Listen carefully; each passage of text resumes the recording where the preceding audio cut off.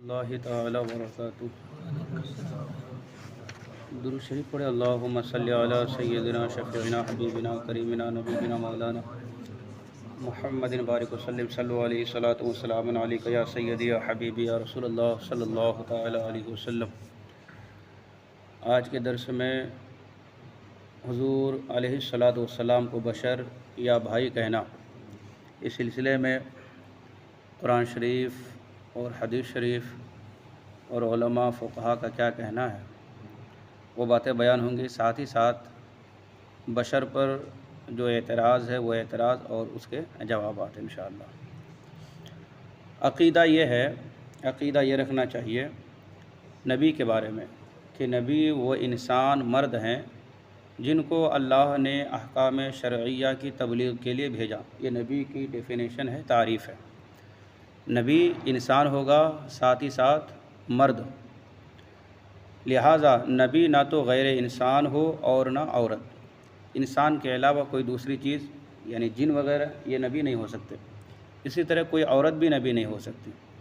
نبی کے لیے ضروری ہے کہ مرد ہو اور انسان ہو۔ قرآن فرماتا ہے وما ارسلنا من قبلک الا رجالا نوحی الیہم، یعنی حبیب ہم نے آپ سے پہلے نہ بھیجا مگر ان مردوں کو جن کی طرف ہم وحی کرتے تھے۔ یعنی کہ مطلب کیا کہ مردوں ہی کو اللہ تبارک و تعالیٰ نے نبی بنایا ہے۔ معلوم ہوا کہ جن، فرشتہ، عورت وغیرہ یہ نبی نہیں ہو سکتے۔ عقیدہ دوسرا یہ ہونا چاہیے کہ نبی ہمیشہ اعلیٰ خاندان اور عالی نسب میں سے ہوتے ہیں اور نہایت عمدہ اخلاق ان کو عطا ہوتے ہیں۔ ذلیل قوم اور ادنی حرکات سے نبی محفوظ ہوتے ہیں۔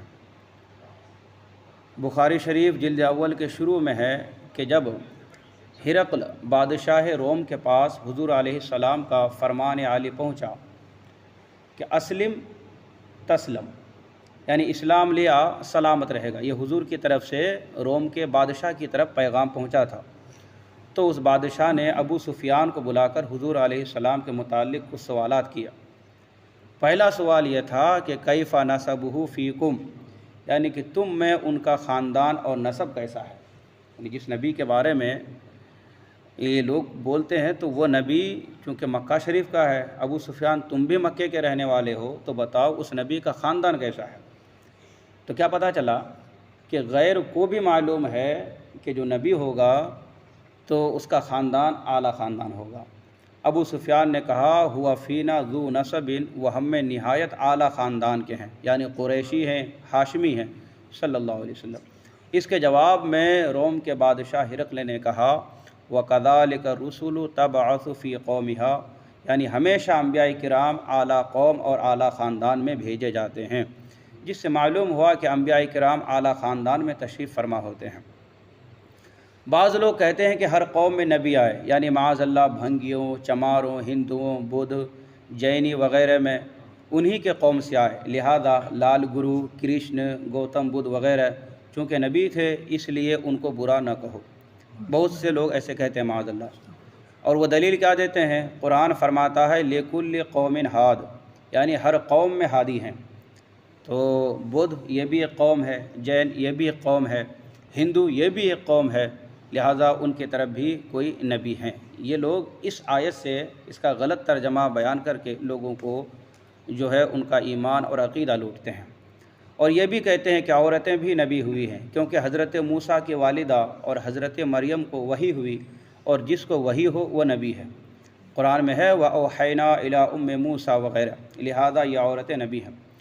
مگر ہم اہل سنت والجماعت کا عقیدہ یہ ہے اور ہم یہ کہتے ہیں کہ یہ دونوں باتیں غلط ہیں۔ پہلی بات تو اس لیے کہ وہ آیت پوری نہیں بیان کی اور ترجمہ بھی صحیح نہیں کیا۔ کون سی آیت؟ وہی لِكُلِّ قَوْمٍ ہاد، یعنی ہر قوم میں ہادی ہیں۔ یہ پوری آیت نہیں ہے اور نہ ہی اس کا ترجمہ صحیح کیا۔ آیت یہ ہے انما انت منذر ولکل قوم ہاد، یعنی حبیب تم ڈر سنانے والے اور ہر قوم کے ہادی ہو، یعنی ہر قوم کا ہادی ہونا یہ حضور صلی اللہ علیہ وسلم کی صفت ہے۔ اور دوسرے انبیاء حضور کے علاوہ وہ خاص قوم کے نبی تھے، حضرت سلیمان علیہ السلام ہو، حضرت شعیب علیہ السلام، حضرت زکریا، حضرت یحییٰ، حضرت عیسیٰ، حضرت موسیٰ، حضرت نوح، یہ جتنے بھی انبیاء کرام ہیں یہ خاص ایک قوم کی طرف نبی بن کر تشریف لائے تھے۔ لیکن یہ حضور صلی اللہ علیہ وسلم کی شان ہے اس آیت میں کہ حبیب آپ جو ہے صرف ایک قوم کے لیے نہیں بلکہ ساری قوم کے لیے آپ ہادی بن کر آئے ہیں، ہے نا۔ تو یہ پوری آیت کا ترجمہ ہے، اور اے محبوب تم ہر قوم کے نبی ہو۔ اور اگر مان بھی لیا جائے کہ اس آیت کے یہ معنی ہے کہ ہر قوم میں ہادی ہوئے، تو یہ کہاں ہے کہ ہر قوم میں اسی قوم سے ہادی ہوئے؟ ہو سکتا ہے کہ اشرف قوم میں نبی آئے، دیگر قومیں بھی ان کے ماتحت یعنی ان کے انڈر میں رہیں۔ حضور علیہ الصلوۃ والسلام قریشی ہیں، مگر پٹھان، شیخ، سید، غرض کے ساری قوموں بلکہ ساری مخلوق کے حضور نبی ہیں۔ نیز ہادی جو ہے یعنی ہدایت دینے والا، یہ عام لفظ ہے کہ نبی ہو یا غیر نبی، تو یہ معنی بھی ہو سکتے ہیں کہ ہر قوم میں اسی قوم میں سے بعض کے لیے رہبر ہوئے، جیسا کہ آج بھی ہوتا ہے۔ ہر شخص دینی کام میں نہیں ہوتا ہے، ہر شخص ہدایت دینے والا نہیں ہوتا ہے، لیکن کوئی عام انسان بھی کسی کو اچھی بات بول دیتا ہے۔ جو عام انسان کسی کو اچھی بات بول دے اسی کو ہادی بولا جاتا ہے۔ تو اس سے ہرگز یہ معنی نہیں ہوتا ہے کہ ہادی سے مطلب نبی ہی ہو، بلکہ مہادیو، کرشن وغیرہ کی ہستی کا بھی شرعی ثبوت نہیں۔ قرآن و حدیث نے ان کی خبر نہ دی، صرف بت پرستوں کے ذریعے ان کا پتہ لگا، وہ بھی اس طرح کہ کسی کے 4 ہاتھ، کسی کے 6 پاؤں، کسی کے منہ پر ہاتھی کی سونڈ وغیرہ وغیرہ۔ ان کے نام بھی گڑھے ہوئے، ان کی صورتیں بھی۔ رب تبارک و تعالیٰ نے عرب کے بت پرستوں کو فرمایا ان ہی الا اسماء سمیتموها انتم وآباؤکم، یعنی یہ تمہارے اور تمہارے باپ داداؤں کے گڑھے ہوئے نام ہیں۔ ان بتوں کے بارے میں کہا۔ اگر بتوں کو، جیسا کہ بہت سے لوگ کیا بولتے ہیں، کرشن کو اور رام کو انہوں نے معاذ اللہ نبی کہہ دیا، تو اگر ایسا ہوتا کہ حقیقت میں وہ نبی ہوتے تو ضرور ان کا کہیں تذکرہ ہوتا، لیکن یہ ان کے گڑھے ہوئے بتوں کے نام ہے۔ اور یہ تو وہ ہیں کہ جن کے 5 ہاتھ، 6 ہاتھ اور نہ جانے کیسی کیسی، یہ لوگ خود بناتے ہیں اس کو، تو وہ بھلا کیسے نبی ہو سکتا ہے یا خدا ہو سکتا ہے؟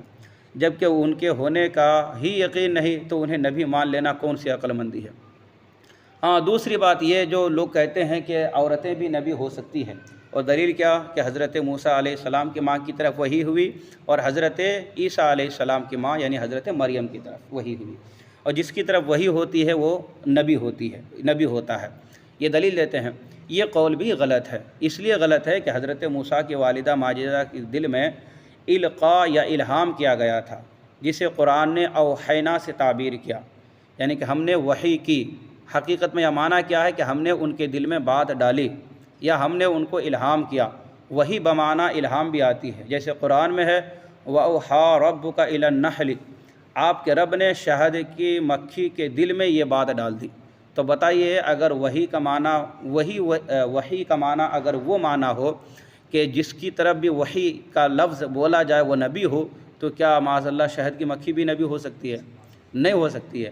یہاں مطلب کیا ہے کہ بات ڈالی گئی اس کے دل میں، یا وحی مبانا دل میں بات کو ڈال دینا۔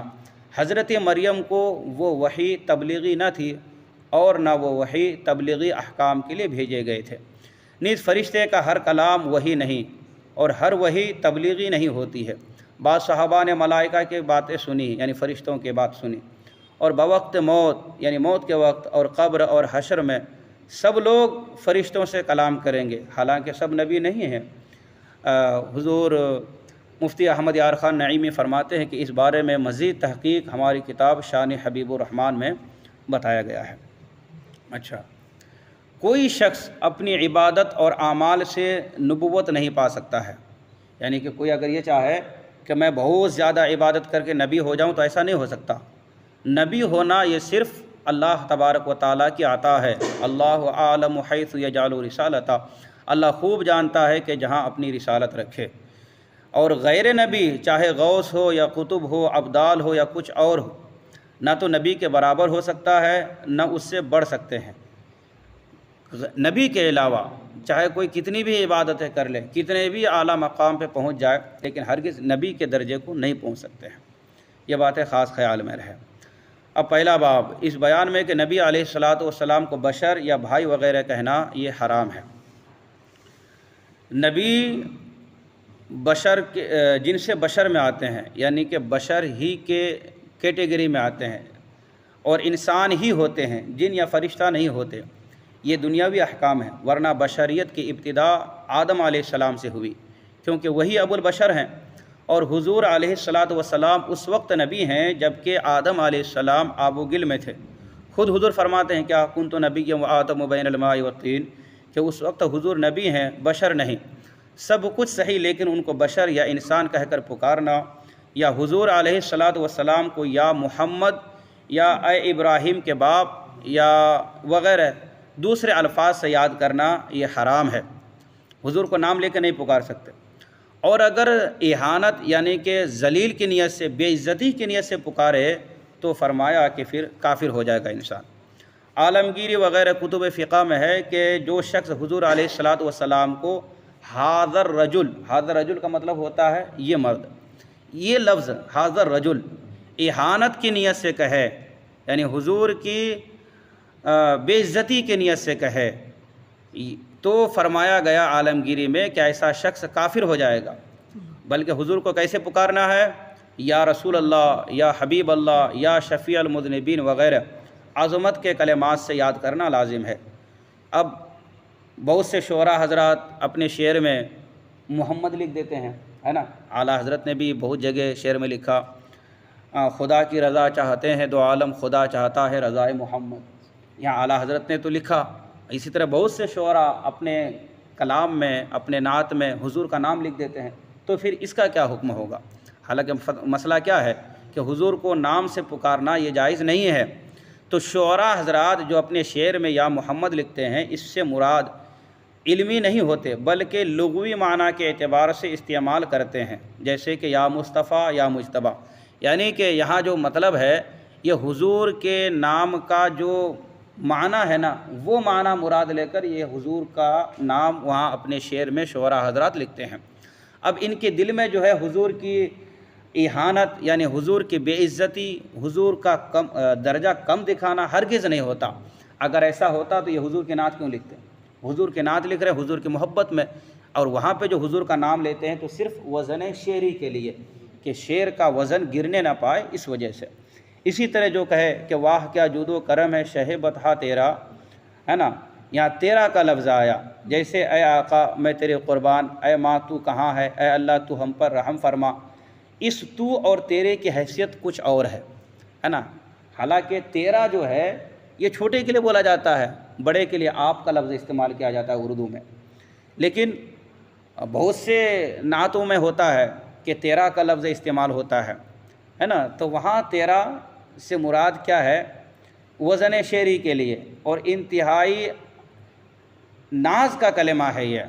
جیسے کہ کوئی بچہ اپنی ماں کو کہتا ہے اے ماں تو کہاں ہے، تو یہاں ماں کی بے عزتی مراد نہیں ہے، ماں کو چھوٹا پن دکھانا مقصد نہیں ہے، بلکہ محبت میں بول دیا جاتا ہے۔ اسی طرح اللہ کے لیے بولتے ہیں اے اللہ تو ہم پر رحم فرما، ہے نا۔ اچھا، قرآن کریم میں ہے اللہ فرماتا ہے لا تجعلوا دعاء الرسول بینکم کدعاء بعضکم بعضا ولا تجہروا له بالقول کجہر بعضکم لبعض ان تحبط اعمالکم وانتم لا تشعرون، یعنی رسول کے پکارنے کو آپس میں ایسا نہ ٹھہراؤ جیسا کہ تم ایک دوسرے کو پکارتے ہو، اور ان کے حضور یعنی حضور کے پاس بات چلا کر نہ کہو جیسے ایک دوسرے کے سامنے چلاتے ہو، ورنہ کیا ہوگا؟ اللہ فرماتا ہے کہیں تمہارے اعمال برباد نہ ہو جائے اور تم کو خبر بھی نہ ہو۔ اعمال برباد بھی ہو سکتے ہیں اور تم کو خبر بھی نہیں ہوگی۔ ضبطی اعمال کفر کی وجہ سے ہوتی ہے، یعنی اعمال کسی کا اگر برباد ہو جاتا ہے تو یہ اسی وقت برباد ہوتا ہے جب انسان کفر کرتا ہے۔ کفر سے علاوہ اگر کوئی گناہ کرتا ہے تو اس کا عمل برباد نہیں ہوتا۔ لیکن یہاں حضور کی شان کیا ہے کہ اگر حضور کی بارگاہ میں کوئی اونچی آواز سے بات کیا یا حضور کو ایسا پکارا جیسے کہ انسان آپس میں ایک دوسرے کو پکارتا ہے، تو اللہ فرماتا ہے کہ تمہارے اعمال برباد ہو جائیں گے۔ اب اعمال کب کسی کا برباد ہوتا ہے؟ اسی وقت برباد ہوتا ہے جب انسان کافر ہو جاتا ہے۔ تو پتہ چلا کہ اگر کوئی اس طرح بات کرے گا حضور کی بارگاہ میں، حضور کی شان میں، تو اس کے اعمال ہی برباد ہو جائیں گے اور پھر اس کو معلوم بھی نہیں ہوگا۔ تفسیر روح البیان میں ہے کہ معنی یہ ہے کہ حضور علیہ السلام کو پکارنا یا نام لینا ایسا نہ بناؤ جیسا کہ بعض لوگ بعض کو نام سے پکارتے ہیں، جیسے یا محمد اور یا ابن عبداللہ وغیرہ، لیکن ان کے عظمت والے القاب سے پکارو، جیسے یا نبی اللہ، یا رسول اللہ، جیسا کہ خود رب تبارک و تعالیٰ فرماتا ہے یا ایھا النبی یا ایھا الرسول۔ ان آیات قرآنیہ اور مفسرین کے باتوں سے، محدثین کے باتوں سے معلوم ہوا کہ حضور علیہ الصلاۃ والسلام کا ادب ہر حال میں ملحوظ رکھا جائے، پکارنے میں، کلام میں، ہر ادا میں حضور علیہ الصلاۃ والسلام کا ادب ملحوظ رکھا جائے۔ دنیاوی عظمت والوں کو بھی ان کا نام لے کر نہیں پکارا جاتا۔ ماں کو والدہ صاحبہ کہتے ہیں لوگ محبت سے، باپ کو والد ماجد کہتے ہیں، بھائی کو بھائی صاحب جیسے الفاظ سے یاد کرتے ہیں۔ اگر کوئی اپنی ماں کو باپ کی بیوی کہے یا باپ کو ماں کا شوہر کہے، حالانکہ کہنا غلط نہیں ہے، ماں کو اگر آپ کہیں گے اے میرے باپ کی بیوی، صحیح ہے، آپ کے باپ کی بیوی ہے وہ، باپ کو کہیں گے اے میری ماں کا شوہر، معنی صحیح ہے، لیکن کوئی اس طرح سے کہتا نہیں ہے۔ کیوں؟ اس لیے کہ یہ ادب کے خلاف ہے نا، یہ ادب کے خلاف ہے۔ اس کا نام لے کر پکارے یا اس کو بھیا وغیرہ کہے تو یہ ادب کے خلاف ہے۔ حالانکہ قرآن شریف میں کیا ہے؟ انما المؤمنون اخوہ، ہر مسلمان آپس میں بھائی بھائی ہے نا۔ کیا کوئی انسان اپنے باپ کو بھائی کہتا ہے؟ نہیں کہتا ہے، ادب کے خلاف ہے یہ۔ تو دنیاوی جو رشتے ہیں ان میں ہم ایسے الفاظ استعمال نہیں کرتے کہ جو ان کی شان کے لائق نہیں۔ تو حضور علیہ السلام جن کی سب سے زیادہ عزت کی جائے، جو سب سے زیادہ عزت اور تعظیم کے لائق ہیں، پھر ان کو نام لے کر پکارنا یہ کیسے جائز ہو سکتا ہے؟ تو اگرچہ بات تو سچی ہے نا یہ سب باتیں، مگر بے ادب گستاخ کہا جائے گا کہ برے کلمات سے کیوں یاد کیا؟ حضور علیہ الصلاۃ والسلام تو خلیفۃ اللہ الاعظم ہے، یعنی اللہ کے سب سے بڑے خلیفہ، ان کو نام سے پکارنا یا بھائی وغیرہ کہنا یقیناً حرام ہے۔ گھر میں بہن، ماں، بیوی، بیٹی سبھی عورتیں ہیں، مگر ان کے نام، کام، احکام جدا گانا۔ جو ماں کو بیوی یا بیوی کو ماں کہہ کر پکارے وہ بے ایمان ہی ہے، اور جو ان سب کو ایک نگاہ سے دیکھے گا وہ مردود ہے۔ ایسے ہی جو نبی کو امتی یا امتی کو نبی کی طرح سمجھے وہ ملعون ہے نا۔ بہت سے لوگ کہتے ہیں نا نبی ہماری طرح بشر ہے، تو یہ ملعون ہے۔ یہ سب دیوبندیوں نے نبی کو امتی کا درجہ دیا۔ ان کے پیشوا مولوی اسماعیل نے سید احمد بریلوی کو نبی کے برابر کرسی دی۔ صراط مستقیم کے خاتمہ، ان کی جو کتاب ہے اسماعیل دہلوی کی صراط مستقیم، یہاں ہماری لائبریری میں موجود ہے، اس کے لاسٹ میں لکھا ہے اس نے کہ یہ سید احمد بریلوی، مولوی اسماعیل نے ان کے بارے میں لکھا کہ یہ معاذ اللہ یہ نبی کے برابر ہیں۔ اسی طرح رب تبارک و تعالیٰ جس کو خاص درجہ عطا فرمائے اس کو عام القاب سے پکارنا ان کے مراتب عالیہ یعنی ان کے اونچے مرتبے کا انکار کرنا ہے۔ اگر دنیاوی سلطنت کی طرف سے کسی کو نواب یا خان بہادر کا خطاب ملے تو اس کو آدمی یا آدمی کا بچہ یا بھائی وغیرہ کہنا اور ان القاب سے یاد نہ کرنا یہ جرم ہوتا ہے۔ کہ اس کا مطلب تو یہ ہے کہ تم حکومت کے عطا کیے ہوئے ان خطابات سے ناراض ہو۔ تو جس ذات کو رب تبارک و تعالیٰ کی طرف سے نبی اور رسول کا خطاب ملا اس کو ان القاب کے علاوہ بھائی وغیرہ کہنا کتنا بڑا جرم ہو سکتا ہے۔ خود پروردگار عالم نے قرآن کریم میں حضور علیہ الصلاۃ والسلام کو یا محمد یا اخا مومنین سے نہ پکارا، بلکہ یا ایھا النبی یا ایھا الرسول یا ایھا المزمل یا ایھا المدثر وغیرہ پیارے القابات سے پکارا۔ حالانکہ وہ رب ہے تو ہم تو غلام ہیں حضور کے نا، ہم غلاموں کو کیا حق ہے کہ حضور کو بشر یا بھائی کہہ کر پکاریں؟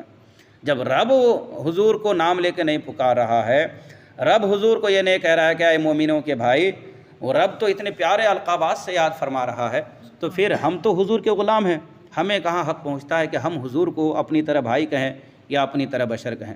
قرآن کریم نے کفار مکہ کا یہ طریقہ بتایا کہ وہ انبیاء کو بشر کہتے تھے۔ قالوا ما انتم الا بشر مثلنا، یہ حضور کو کہتے تھے۔ کافر بولے نہیں ہو تم مگر ہم جیسے بشر۔ تو جو لوگ حضور کو بشر کہتے ہیں نا اپنی طرح، یہ کافر کی بولی بولتے ہیں، کافر کی زبان پہ یہ الفاظ تھے کہ وہ حضور کو اپنی طرح بشر سمجھتے تھے۔ لیکن جو حضور سے محبت رکھنے والے، جو حضور سے عقیدت رکھنے والے، جو حضور کے سچے غلام تھے، یہ حضور کو کبھی اپنی طرح بشر نہیں کہتے تھے۔ حضور کی چہیتی بیوی حضرت عائشہ صدیقہ رضی اللہ تعالی عنہا، یہ بھی جب حضور سے بات کرتی تھی تو یہی کہتی تھی یا رسول اللہ صلی اللہ علیہ وسلم۔ حضور کی چہیتی بیٹی حضرت فاطمہ الزہرا، یہ بھی کبھی بھی یہ نہیں کہا کہ اے میرے والد صاحب، بلکہ کبھی بھی حضور سے بات کی تو یہی کہا یا رسول اللہ صلی اللہ علیہ وسلم۔ ہے نا۔ اس قسم کی بہت سی آیات ہیں۔ اسی طرح برابری بتانا یا انبیاء کرام کی شان گھٹانا یہ ابلیس کا طریقہ ہے کہ اس نے کہا تھا خلقتنی من نار و خلقتہ من طین، حضرت آدم کے بارے میں کہ خدایا تو نے مجھے آگ سے اور حضرت آدم کو مٹی سے پیدا فرمایا، مطلب یہ کہ میں ان سے افضل ہوں۔ اسی طرح اب یہ کہنا کہ ہم میں اور پیغمبروں میں کیا فرق ہے، ہم بھی بشر وہ بھی بشر، بلکہ ہم زندہ وہ مردے، اس طرح کی باتیں کرنا یہ سب ابلیس والی باتیں ہیں، ٹھیک ہے۔ ان باتوں سے بچنا چاہیے۔ یہاں تک ثبوت تھا کہ حضور علیہ الصلاۃ والسلام کو بشر کہنا ناجائز و حرام ہے۔ اب حضور کے بشر ہونے پر اعتراض اور پھر ان اعتراضوں کے جواب۔ ہمارا عقیدہ کیا ہے کہ ہم حضور کو بشر نہیں کہتے، لیکن قرآن کریم میں بہت جگہ حضور کے لیے بشر کا لفظ استعمال کیا گیا۔ بشر سمجھ رہے ہیں نا، بشر مطلب انسان ہے نا، بہت جگہ بشر کا لفظ استعمال کیا گیا، تو اس کا جواب کیا ہوگا؟ جن آیتوں کو لے کر یہ دیوبندی وہابی بات کرتے ہیں، ان آیتوں کا غلط ترجمہ کر کے اور کہتے ہیں دیکھو قرآن میں ہے کہ نبی بشر ہیں ہماری طرح، وہی آیتیں یہاں پیش کی جاتی ہے اور ساتھ ہی ساتھ اس کا جواب بھی ہوگا۔ قرآن فرماتا ہے ہمارے حضور کے بارے میں قل انما انا بشر مثلکم، یعنی اے محبوب آپ فرما دو کہ میں تم جیسا بشر ہوں۔ اس آیت قرآنیہ سے معلوم ہوا کہ حضور بھی ہماری طرح بشر ہیں۔ اگر حضور ہماری طرح بشر نہیں ہے تو آیت معاذ اللہ جھوٹی ہو جائے گی، یہ ان کا کہنا ہے۔ اب اس کا جواب، اس آیت میں چند طرح غور کرنا لازم ہے۔ ایک یہ کہ فرمایا گیا قل، یعنی اے محبوب آپ فرما دو، تو یہ کلمہ فرمانے کی صرف حضور صلی اللہ علیہ وسلم کو اجازت ہے۔ حضور سے کہا گیا کہ آپ فرما دو، اور آپ بطور انکسار و تواضع فرما دو، یہ نہیں کہ قولوا انما هو بشر مثلنا، یعنی اے لوگو تم کہا کرو حضور علیہ الصلاۃ والسلام ہم جیسے بشر ہیں، ایسی آیت میں نہیں ہے، بلکہ کیا ہے قل، یعنی حبیب آپ فرماؤ کہ میں بشر ہوں۔ لوگوں سے نہیں کہا گیا کہ لوگو تم کہو کہ نبی آپ ہماری طرح بشر ہیں، بلکہ قل میں اس جانب اشارہ ہے کہ بشر وغیرہ کلمات تم کہہ دو، ہم تو نہیں کہیں گے، ہم تو فرمائیں گے شاہدا و مبشرا و نذیرا وداعیا الی اللہ باذنہ وسراجا منیرا۔ اچھا یہاں رب بھی نہیں کہہ رہا ہے کہ اے بشر، بلکہ رب اپنے نبی سے اپنے حبیب سے کہلوا رہا ہے کہ حبیب آپ کہہ دو کہ میں بشر ہوں۔ اور رب کیسے یاد فرما رہا ہے؟ کہیں شاہد کہہ رہا ہے تو کہیں مبشر کہہ رہا ہے تو کہیں نذیر کہہ رہا ہے تو کہیں یا ایھا المزمل کہہ رہا ہے تو کہیں یا ایھا المدثر کہہ رہا ہے۔ ہم تو فرمائیں گے یا ایھا المزمل یا ایھا المدثر وغیرہ، ہم تو آپ کی شان بڑھائیں گے۔ آپ انکساراً یہ فرما سکتے ہیں عاجزی کے طور پر۔ نیز اس آیت میں کفار سے خطاب ہے، کفار سے کہا گیا ہے، کیونکہ ہر چیز اپنی غیر جنس سے نفرت کرتی ہے۔ غیر جنس کا مطلب کیا؟ کہ اپنے کیٹیگری کے علاوہ دوسرے کیٹیگری کے جو لوگ جو چیزیں ہوتی ہے اپنی جینڈر کے علاوہ یوں کہہ لیجئے، ہے نا، ان سے نفرت کرتی ہے۔ لہذا فرمایا گیا کہ اے کفار تم مجھ سے گھبراؤ نہیں، میں تمہاری ہی جنس سے ہوں، یعنی کہ بشر ہوں، ہے نا۔ یہ اس لیے کہا گیا کہ کہیں کفار یہ نہ سمجھے کہ یہ تو شاید فرشتہ ہے یا جن ہے، اس لیے کہا گیا کہ حبیب آپ کہہ دو کہ میں تمہاری طرح بشر ہوں، تاکہ کفار آپ سے گھبرائے نہیں۔ دیکھیے شکاری جانوروں کی سی آواز نکال کر شکار کرتا ہے، جو شکاری ہوتا ہے نا، یہ جب شکار کرتا ہے تو ایک دم شکار کی طرح آواز نکالتا ہے۔ اس سے کفار کو اس سے جو ہے شکاری کو اپنی طرف مائل کرنا ہوتا ہے نا، کہ جب کسی چیز کو پکڑنا رہتا نا، جو لوگ شکار کرتے تھے جنگلوں میں تو وہ خود سے نہیں پکارتے تھے اپنی آواز میں، بلکہ جس جانور کو شکار کرنا رہتا تھا اسی کے آواز میں پکارتے تھے۔ کیوں؟ تاکہ وہ جانور جو ہے بھاگ کے اس کی طرف آئے۔ اسی طرح بلا تشبیہ حضور نے کفار کو اپنی طرف مائل کرنے کے لیے کہا کہ میں تمہاری طرح بشر ہوں، تم مجھ سے گھبراؤ نہیں۔ اگر دیوبندی بھی کفار میں سے ہیں تو ان سے بھی یہ خطاب ہو سکتا ہے۔ ہم مسلمانوں سے فرمایا گیا، حضور نے فرمایا ایکم مثلی، طوطے کے سامنے آئینہ رکھ کر اگر خود آئینہ کے پیچھے کھڑے ہو کر بولتے ہیں تاکہ طوطا اپنا عکس یعنی اپنا چہرہ آئینہ میں دیکھ کر سمجھے کہ یہ میرے جنس کی آواز ہے۔ انبیاء کرام رب کا آئینہ ہے، آواز و زبان ان کی ہوتی ہے اور کلام رب کا ہوتا ہے نا۔ دوسرے اس طرح کہ مثلکم پر آیت ختم نہیں ہوئی، بلکہ آگے آ رہا ہے یوحا الیہ، یعنی بشر ہیں لیکن تمہاری طرح بشر نہیں، بلکہ بشر ایسے ہیں کہ ہماری جانب وحی کی جاتی ہے۔ اب جو حضور کو بشر کہے اپنی طرح تو ان سے پوچھا جائے کہ کیا تمہاری طرف بھی وحی ہوتی ہے کیا؟ اسی آیت کو اگر پوری پڑھیں گے نا تو ان کو سمجھ میں آ جائے گا کہ حضور کو بشر نہیں بولنا چاہیے۔ جیسے ہم کہیں کہ زید یہ دیگر حیوانات کی طرح حیوان ہے۔ حیوان کا مطلب ہوتا ہے جس کے اندر بھی جان ہو، کتا، بلی، لومڑی، گدھا، کھچر، گائے، بیل، بھینس، یہ جتنی بھی چیزیں ہیں نا سب حیوان ہیں، اور انسان بھی حیوان ہے، لیکن دونوں میں فرق ہے۔ انسان جو حیوان ہے تو حیوان ناطق بولا جاتا ہے، یعنی بولنے والا انسان۔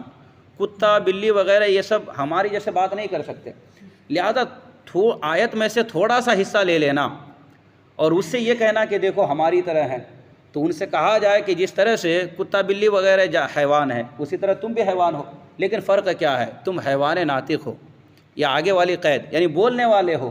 اسی طرح ہم میں اور حضور میں فرق کیا ہے کہ آگے ہے یوحا الیہ کہ حبیب آپ کی طرف وحی کی جاتی ہے، لیکن ہم پر وحی نہیں کی جاتی ہے، یہ ہمارے ان کے درمیان میں فرق ہے۔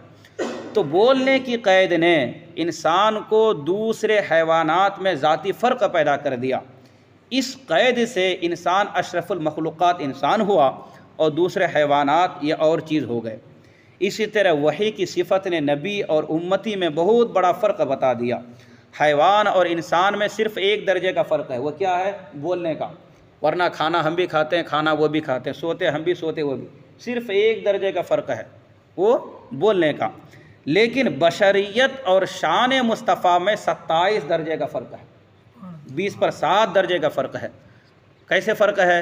سب سے پہلے یہ کہ بشر، پھر مومن، پھر مومن سے بڑھ کر شہید کا مرتبہ، شہید سے بڑھ کر متقی، متقی سے بڑھ کر ولی، ولی سے بڑھ کر ابدال، ابدال سے بڑھ کر اوتاد، اوتاد سے بڑھ کر قطب، قطب سے بڑھ کر غوث، غوث سے بڑھ کر غوث اعظم کا درجہ، غوث اعظم سے تابعی کا درجہ، تابعی سے بڑھ کر صحابی کا درجہ، پھر صحابی سے مہاجر کا درجہ بڑھا، پھر مہاجر سے صدیق کا درجہ بڑھا، پھر نبی کا درجہ، پھر نبی میں رحمت للعالمین کا درجہ۔ 27 درجے کا فرق ہے ہم میں اور حضور صلی اللہ علیہ وسلم میں۔ تو کیسے حضور کو ہم اپنی طرح بشر کہہ سکتے ہیں؟ ہے نا؟ تو عام بشر اور مصطفیٰ صلی اللہ علیہ وسلم میں شرکت کیسے ہو سکتی ہے؟ یہ شرکت تو ایسی بھی نہیں کہ جیسے یہ تو ایسا ہوا کہ کوئی کہے اللہ ہماری طرح موجود ہے، اللہ ہماری طرح سمیع ہے، اللہ ہماری طرح بصیر ہے، یعنی اللہ بھی سنتا ہے ہم بھی سنتا ہے لہٰذا ہم اللہ کی طرح ہو گئے، معاذ اللہ۔ ایسا تو کوئی نہیں بولتا ہے۔ اللہ زندہ ہے ہم بھی زندہ ہے لہٰذا ہم اللہ کی طرح ہو گئے، ایسا تو کوئی نہیں بولتا ہے۔ فرق ہے نا، کیونکہ کلمہ موجود اور علیم ہر جگہ بولا جاتا ہے۔ جس طرح ہماری موجودیت یعنی ہم موجود ہیں اور رب کی موجودیت میں کوئی نسبت ہی نہیں ہے، ایسی ہی ہماری بشریت اور حضور علیہ السلام کی بشریت میں کوئی نسبت نہیں ہے۔ وہ ہے کہ جہاں عقلیں بھی حیران ہیں حضور کے مرتبے کو کون سمجھ سکتا ہے۔ حضور علیہ السلام کی بشریت ہزارہا جبرائیل حیثیت سے اعلیٰ ہیں۔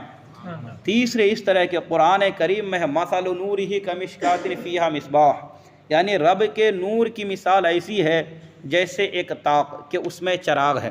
اس آیت میں بھی تشبیہ دی گئی ہے، اس آیت میں بھی کلمہ مثل ہے، تو کیا کوئی کہہ سکتا ہے کہ نور خدا یہ چراغ کی طرح روشن ہے؟ نہیں کہہ سکتا ہے۔ اسی طرح قرآن میں ہے وَمَا مِن دَابَّةٍ فِي الْأَرْضِ وَلَا طَائِرٍ يَطِيرُ بِجَنَاحَيْهِ إِلَّا أُمَمٌ أَمْثَالُكُمْ، یعنی نہیں ہے کوئی جانور زمین میں، نہ کوئی پرندہ جو اپنے بازوؤں سے اڑتا ہو مگر تمہاری طرح امتیں ہیں۔ یہاں بھی کلمہ امثال یعنی تشبیہ کے لیے جو کہا گیا ہے یہ موجود ہے، تو یہ کہنا درست ہوگا کہ ہر انسان گدھے الو جیسا ہے، ہرگز نہیں ہو سکتا ہے نا۔ یہاں فرق کیا ہے کہ ہمیں اللہ تبارک و تعالیٰ نے بولنے کی صلاحیت دی ہے، ہمیں اللہ نے حیوان ناطق بنایا ہے، اور دوسرے جانوروں کو جو ہے ایسی صلاحیت ایسی خوبی نہیں ہے جو ہم میں ہے، لہٰذا ہم اپنے آپ کو الو کی طرح نہیں کہہ سکتے ہیں۔ تو پھر ہم اپنے آپ کو نبی کی طرح کیسے کہہ سکتے ہیں؟ نبی کو ہم اپنی طرح کیسے کہہ سکتے ہیں؟ چوتھی بات اس پر غور کرنے سے معلوم ہوتا ہے کہ حضور علیہ السلام ایمان، عبادات، معاملات، غرض کے کسی بھی چیز میں ہم جیسے نہیں ہیں، ہر بات میں بہت بڑا فرق ہے۔ حضور علیہ السلام کا کلمہ تھا انا رسول اللہ، میں اللہ کا رسول ہوں، اور ہمارا کلمہ کیا ہے؟ اشہد ان لا الہ الا اللہ و اشہد ان محمدًا عبدہ و رسولہ، یہ ہمارا کلمہ۔ اور حضور کا کلمہ کیا؟ انا رسول اللہ، میں اللہ کا رسول ہوں۔ اگر ہم یہ کہیں کہ انا رسول اللہ تو ہم کافر ہو جائیں گے، لہذا برابر کیسے ہو سکتے ہیں؟ حضور کا کلمہ تو تھا کہ میں اللہ کا رسول ہوں، اگر ہم بھی وہی کلمہ پڑھنے لگے جو حضور کا کلمہ تھا تو ہم کافر ہو جائیں گے۔ حضور علیہ السلام کا ایمان دیکھی ہوئی چیزوں پر کہ رب کو جنت اور دوزخ کو ملاحظہ فرمایا، یہ حضور کا ایمان، اور ہمارا ایمان یہ سنا ہوا ہے۔ ہمارے لیے ارکان اسلام صرف 5 ہیں اور حضور علیہ السلام کے لیے صرف 4 ہی ہیں، یعنی آپ پر زکوٰۃ فرض نہیں ہوئی۔ اگر اپنی طرح حضور کو کہتے ہو تو تم بھی اتنے ہی مال میں گزارا کرو کہ تم پر بھی زکوٰۃ فرض نہ ہو۔ حضور پر کبھی زکوٰۃ فرض ہی نہیں ہوئی تھی، اتنا مال ہی نہیں۔ ہم پر 5 نمازیں فرض ہیں اور حضور علیہ السلام پر 6 نمازیں فرض تھی، یعنی تہجد کی بھی نماز، وَمِنَ اللَّيْلِ فَتَہَجَّدْ بِهِ نَافِلَةً لَكَ۔ ہم کو 4 بیویوں کی اجازت ہے، 4 سے زیادہ بیوی نہیں رہ سکتا عام انسان، لیکن حضور علیہ السلام کے لیے کوئی پابندی نہیں۔ حضور جس قدر چاہیں، جتنی چاہیں اتنی شادیاں کر سکتے تھے، اجازت تھی۔ حضور نے 11 شادی کی ہے، تم کہتے ہو کہ ہم حضور کی طرح ہے تو تم بھی کرو 11 شادی، قرآن کے خلاف ہوگا، کافر ہو جاؤ گے۔ قرآن میں کیا ہے کہ 4 عورتیں رکھ سکتے ہو، اس سے زیادہ نہیں رکھ سکتے ہو۔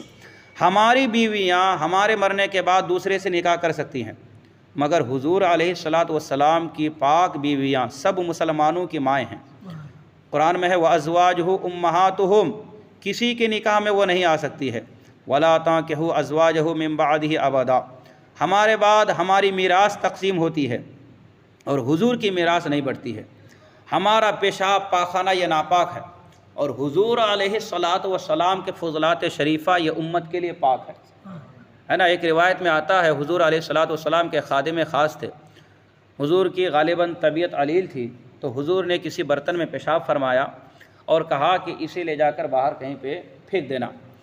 وہ صحابی اگر سمجھتے نا کہ حضور ہماری طرح ہیں تو ہرگز یہ کام نہیں کرتے، لیکن عشق تھا، حضور سے محبت تھی، انہوں نے اپنے دل میں خیال کیا کہ یہ حضور کے مبارک جسم سے نکلی ہوئی چیز ہے، لہٰذا میں اسے کیسے کہیں پہ ڈال سکتا ہوں، کسی کے پیر پڑ سکتے ہیں، کہیں کوئی گندگی ہوگی۔ اس صحابی نے کیا کیا، حضور کے اس پیشاب مبارک کو پی لیا، اور پینے کے بعد جب حضور کی بارگاہ میں حاضر ہوئے، حضور صلی اللہ علیہ وسلم کو غیب کا علم ہے، یہ ہمارا عقیدہ ہے، پیچھے اس کا بیان ہو چکا ہے۔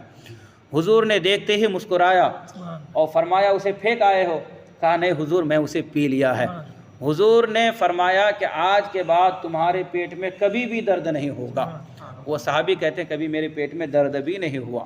تو حضور کا فضلات مبارک یہ پاک ہے اور امت کے لیے شفا بھی ہے، اور تمہارا پیشاب اگر کپڑے میں لگ جائے تو جب تک اس کپڑے کو پاک نہ کرو، دھو نہ لو، تب تک تمہاری نماز نہیں ہو سکتی ہے نا۔ تو حضور ہماری طرح کیسے ہو سکتے ہیں؟ کتنا بڑا فرق ہے۔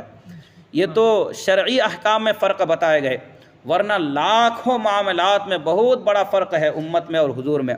ہم کو اس ذات کریم سے کوئی نسبت ہی نہیں ہے، یوں سمجھو کہ بے مثل خالق کے بے مثل بندے ہیں حضور علیہ السلام۔ میں تو مالک ہی کہوں گا کہ ہو مالک کے حبیب، یعنی محبوب و محب میں نہیں میرا تیرا، ہے نا۔ اس قدر بڑا فرق ہوتے ہوئے حضور میں اور ہم میں مثلیت کا کوئی معنی ہی نہیں ہوتا ہے۔ اسی طرح سے 5واں فرق اس طرح سے ہے کہ اس آیت میں بشر مثلکم یہ نہیں ہے کہ انسان مثلکم، بشر کے معنی ہے ذو بشرہ، یعنی ظاہری چہرے مہرہ والا، ہے نا۔ بشرا کہتے ہیں ظاہری کھال کو، تو یہ معنی ہوئے کہ میں ظاہری رنگ و روپ میں تم جیسا معلوم ہوتا ہوں، ہے نا۔ حضور کی جانب سے یہ کہنا ہوا کہ ظاہری رنگ و روپ میں تمہاری طرح ہوں، کہ اعضائے بدن دیکھنے میں برابر معلوم ہوتے ہیں، مگر حقیقت یہ ہے کہ یوحا الیہ، ہم صاحب وحی ہیں، ہماری طرف وحی ہوتی ہے، اور یہ گفتگو بھی صرف ظاہری طور پر ہے، ورنہ ہمارے ظاہری اعضاء کو حضور علیہ السلام کے اعضاء مبارکہ سے کوئی نسبت نہیں۔ اعضاء سمجھ رہے نا، پارٹس آف باڈی کو اعضاء بولا جاتا ہے۔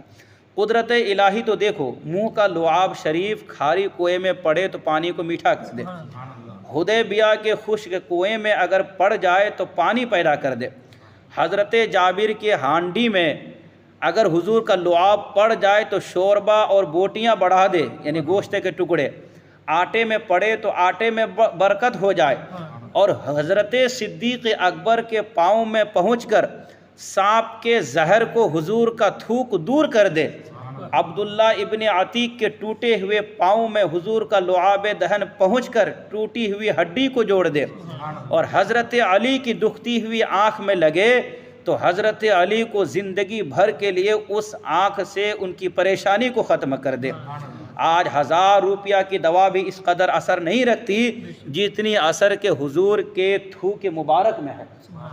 اتنا بڑا فرق ہے۔ اگر سر پاک سے قدم پاک تک ہر عضو شریف کی برکات دیکھنا ہو تو یہی حضرت یہ صاحب جاء الحق، ان کی کتاب شان حبیب الرحمن ہے، اس میں اور تفصیل کے ساتھ حضور صلی اللہ علیہ وسلم کے خصوصیات کو بیان کیا گیا ہے۔ ہم ہر عضو کا سایہ حضور کے کسی عضو، ہمارے ہر عضو کا سایہ ہوتا ہے لیکن حضور کے کسی بھی حصے کا سایہ نہیں۔ پسینے پاک سے مشک اور عنبر سے بہتر خوشبو آتی ہے، یہ حضور علیہ السلام کی شان ہے۔ 7واں فرق اس طرح سے، بلکہ 6واں فرق اس طرح سے کہ روزہ وصال کے بارے میں حضور نے فرمایا ایکم مثلی۔ روزہ وصال کا مطلب کہ پے در پہ روزہ رکھنا، کنٹینیو روزہ رکھنا، ایک دن بھی گیپ نہ کرنا، یہ حضور رکھا کرتے تھے۔ صحابہ نے دیکھا تو صحابہ بھی رکھنے لگے کہ ہم بھی حضور کو فالو کریں، حضور کی سنت پر عمل کریں، ہم بھی ڈیلی روزہ رکھیں۔ تو حضور نے فرمایا ایکم مثلی، تم میں ہم جیسا کون ہے؟ اب دیکھو صحابہ نے یہ نہیں کہا کہ حضور ہم تو آپ ہی کی طرح بشر ہیں یا آپ ہماری طرح بشر ہیں۔ صحابہ انہوں نے یہ نہیں کہا، بلکہ صحابہ کرام رضوان اللہ تعالی علیہم اجمعین نے کہا یا رسول اللہ ہم آپ جیسے نہیں، آپ ہمارے جیسے نہیں۔ اس لیے حضور نے پھر ان کو کہا کہ تمہارے اوپر تمہاری بیویوں کا حق ہے، بچوں کا حق ہے، لہٰذا تم جو ہے اس معاملے میں میری اتباع تم جو ہے اس معاملے میں مجھے فالو نہ کرو۔ یعنی کیا کہ ہر دن تم میری طرح روزہ نہ رکھو، بلکہ کبھی کبھی غیب بھی کر لیا کرو۔ تمہارے بال بچے ہیں، تمہاری بیویاں ہیں، ان کا بھی حق ہے، ان کو بھی وقت دیا کرو۔ بیٹھ کر نفل پڑھنے کے بارے میں فرمایا لاکنی لست کاحد منکم، لیکن ہم تمہاری طرح نہیں۔ صحابہ کرام نے بہت موقعوں پر فرمایا اینا مثلہ، ہم میں حضور علیہ السلام کی طرح کون ہے، تعجب کے لیے۔ احادیث تو فرما رہی ہے کہ حضور علیہ السلام ہم جیسے نہیں، اور اس آیت سے ظاہر ہوتا ہے کہ ہم جیسے ہی ہیں، ان میں مطابقت کرنا ضروری ہے۔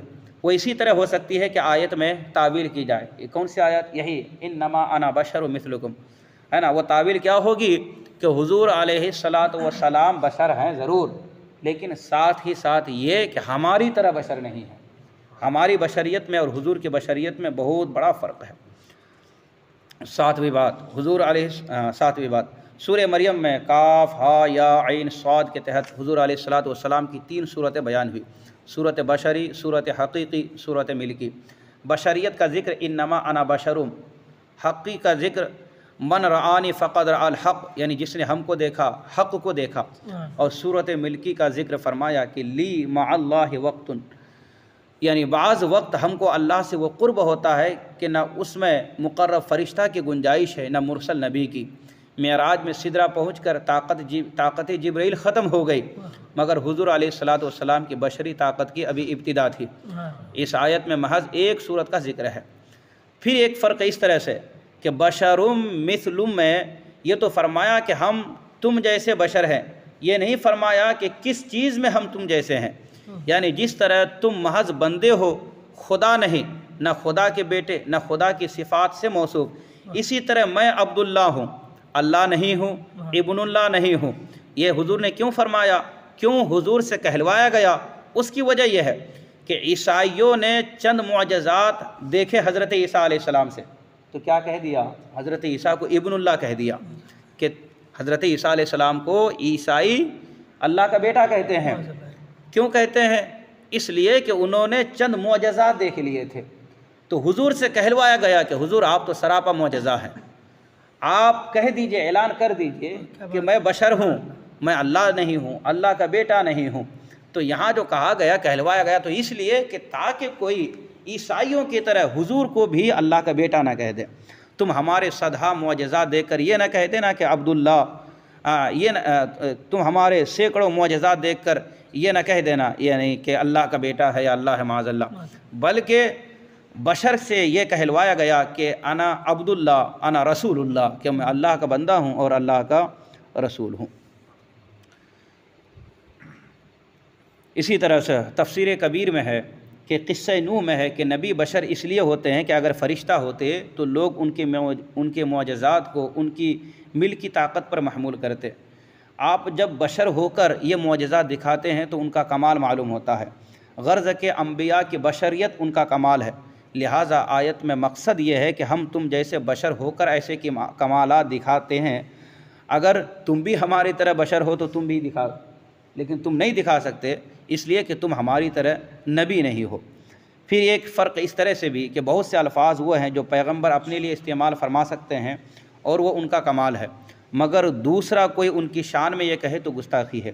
دیکھو حضرت آدم علیہ السلام نے عرض کیا رب کی بارگاہ میں، ربنا ظلمنا انفسنا، یہ لفظ کیا ہے؟ ربنا ظلمنا انفسنا، اے ہمارے رب ہم نے اپنی جانوں پر ظلم کیا۔ یونس علیہ السلام نے رب سے عرض کیا انی کنت من الظالمین، اس کا ظاہری معنی کیا کہ میں تو ظالمین میں سے ہو جاتا۔ حضرت موسیٰ علیہ السلام نے فرمایا فعلتها اذا وانا من الضالین، کہ میں نے اس کو کیا اس وقت جب کہ میں گمراہوں میں سے تھا۔ اس کا ظاہری معنی یہ میں بتا رہا ہوں جو وہابی دیوبندی کرتے ہیں، لیکن کوئی اگر ان حضرات کو ظالم کہے یا گمراہ کہے تو وہ ایمان سے نکل جائے گا۔ حالانکہ حضرت آدم نے کہا اپنے بارے میں ربنا ظلمنا انفسنا، کہ رب ہم نے اپنی جانوں پر ظلم کیا، لیکن آج کوئی انسان یہ نہیں کہہ سکتا کہ حضرت آدم علیہ السلام معاذ اللہ ظالم تھے، یہ نہیں کہہ سکتا کہ حضرت یونس علیہ السلام ظالمین میں سے تھے، یہ نہیں کہہ سکتا کہ حضرت موسیٰ علیہ السلام گمراہوں میں سے تھے۔ اگر کہے گا تو کیا ہوگا؟ کافر ہو جائے گا، ایمان اس کا نکل جائے گا۔ یہ خود کہیں تو یہ عاجزی کے طور پر ہے، انکساری کے طور پر ہے۔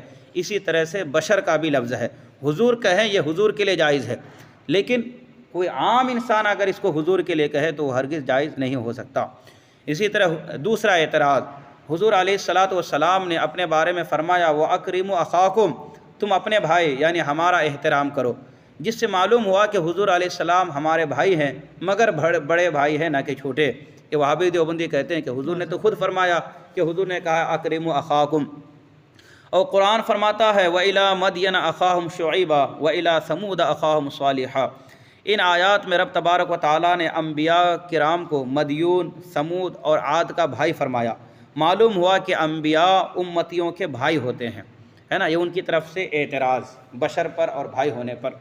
اب اس کا جواب سنیے، حضور علیہ السلام نے اپنے کرم کریمانہ سے بطور عاجز و انکسار فرمایا اخاکم۔ اس فرمانے سے ہم کو بھائی کہنے کی اجازت نہیں مل سکتی۔ ایک بادشاہ اپنی رعایا سے کہتا ہے میں آپ لوگوں کا خادم ہوں، تو اس کا مطلب یہ نہیں کہ رعایا بادشاہ کو کہے کہ آپ تو ہمارے خادم ہیں۔ بادشاہ کو خادم کہہ کر نہیں پکار سکتا۔ آج کتنے بڑے بڑے علماء بھی اپنے نام کے آگے الحقیر الفقیر لگاتے ہیں، یا ان کی عاجزی ہے۔ پیر و مرشد حضور تاج الشریعہ کا شجرہ بھی دیکھیے، اس میں اپنے نام سے پہلے الفقیر لگاتے ہیں، ان کی عاجزی ہے، وہ ان کی انکساری ہے۔ لیکن ہم اگر ان کو کہیں فقیر، بے ادبی ہوگی، گستاخی ہوگی۔ اچھا یہ تو علماء کرام کی بات رہی، ایک دنیا دار انسان بھی، ہمارا پرائم منسٹر جہاں بھی جاتا ہے وہیں کا وہ بیٹا ہوتا ہے، بولتا میں یہاں کا بیٹا ہوں، میں تمہیں لوگوں میں سے ہوں، وہ اپنا کہتا ہے وہ ٹھیک ہے، لیکن کوئی کہے کہ تم تو یہاں بنارس والوں کے بیٹے ہو، یہ اس کی بے ادبی ہو جائے گی، جیل میں ڈال دیا جائے گا۔ تو حضور کہیں کہ میں تمہاری طرح بھائی ہوں یا تمہارا بھائی ہوں، یہ حضور عاجزی کے طور پہ کہہ رہے ہیں، یہ حضور کے لیے تو ٹھیک ہے۔ لیکن عام انسان حضور کو کہے کہ آپ نے تو کہا کہ آپ ہمارے بھائی ہیں، لہٰذا اے بھائی، اے بڑے بھائی، تو یہ حضور کی بے ادبی ہوگی، گستاخی ہوگی۔ اسی طرح رب نے فرمایا حضرت شعیب، صالح اور ہود علیہ السلام مدین اور قوم سمود اور عاد قوموں میں سے تھے، کسی اور قوم کے نہ تھے۔ یہاں بتانا یہ مقصد تھا کہ یہ لوگ اسی قوم سے تھے، کسی اور قوم کے نہ تھے۔ یہ بتانے کے لیے اخاہم یعنی ان کے بھائی کا لفظ استعمال فرمایا، یہ نہیں فرمایا کہ ان کی قوم والوں کو بھائی کہنے کی اجازت دی گئی تھی۔ اور ہم پہلے بھی ثابت کر چکے ہیں کہ انبیاء کرام کو برابری کے القاب سے پکارنا حرام ہے، اور لفظ بھائی برابر کا کلمہ ہے۔ باپ بھی گوارا نہیں کرتا کہ اس کا بیٹا اس کو بھائی کہے، نہیں کہہ سکتا نا۔ اچھا آخری بات، قرآن کہتا ہے انما المؤمنون اخوہ، یہ ان کی طرف سے اعتراض، یعنی مسلمان آپس میں بھائی ہیں، اور حضور علیہ السلام بھی مومن ہیں، لہٰذا آپ بھی ہم مسلمانوں کے بھائی ہوئے، تو حضور علیہ السلام کو بھائی کیوں نہ کہا جائے؟ یہ ان کی طرف سے جواب۔ پھر تو خدا کو بھی اپنا بھائی کہو، کیونکہ وہ بھی مومن ہے۔ قرآن میں کیا ہے؟ الملک القدوس السلام المومن، اللہ اپنے بارے میں فرما رہا ہے کہ میں مومن ہوں، تو اللہ کو کوئی بھائی کہہ سکتا ہے کیا؟ نہیں کہہ سکتا ہے۔ اور ہر مومن آپس میں بھائی ہیں، لہذا خدا بھی مسلمانوں کا بھائی معاذ اللہ ایسا نہیں ہو سکتا۔ نیز بھائی کی بیوی بھابھی ہوتی ہے نا، اور اس سے نکاح حلال ہوتا ہے، اور نبی کی بیویاں مسلمانوں کی مائیں ہیں، ان سے نکاح کرنا حرام ہوتا ہے، جیسا کہ قرآن کریم کی آیت گزری۔ لہذا نبی ہمارے لیے مثل والد ہوئے۔ والد کی بیوی ماں ہے، نہ کہ بھائی کی بیوی۔ بھائی کی بیوی ماں نہیں ہوتی ہے نا، اگر حضور کو بھائی مانا جائے تو ان کی بیوی ہماری ماں کیسے ہوئی؟ بھابھی ہونی چاہیے نا، لیکن حضور کی بیویاں کیا ہے؟ ہماری ماں ہیں۔